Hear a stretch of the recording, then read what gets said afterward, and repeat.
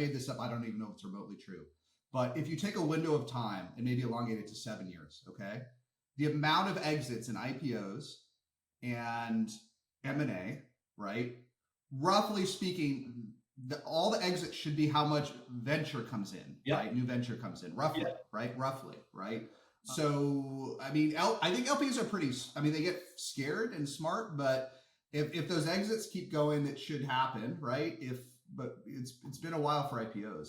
It's been a hot minute for IPOs, right? Maybe the window's 7 years. I don't know how long it is. Yeah. I mean, yes. I mean, I think at some point the money has to come back, because in general, my observation is people don't stop doing stupid shit because they intellectually figure out they should stop doing stupid shit.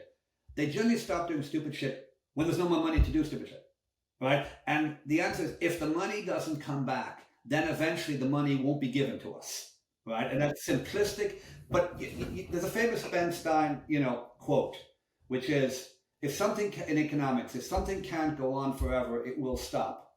Famous quote from Ben. But I think the corollary is also true. Until idiocy has to stop, it will go on, right?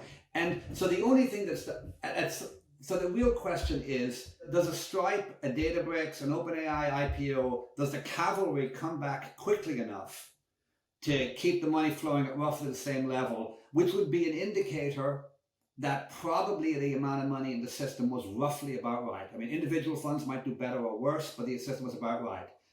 If, on the other hand, if those keep pushing out, then at some point it becomes really hard to have all this money in private illiquid assets when you have pressures on your endowment and all that. And then at that point, you would see the money go down. So I don't know. I mean, on that, we've seen, your Klarna, which was going to go out, push back. Yeah. You've seen several others push back in the wake of macro uncertainty.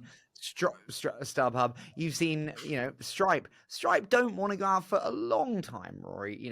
If the Collisons, they're like, why would I do that? I don't need. They said on a show recently, why do I need some analyst at a bank to tell me about my margins? If you think agreed, and if you step back from that, first of all, they're correct, and it's a massive public policy failure. Because what's happened here is this: it is more attractive, for companies to stay private and access capital from GPs who are paid 2 and 20 plus to make those investments than it is for those same companies to go public and access capital from Fidelity Growth Fund, where Fidelity only gets paid 70 bips to make the same investment.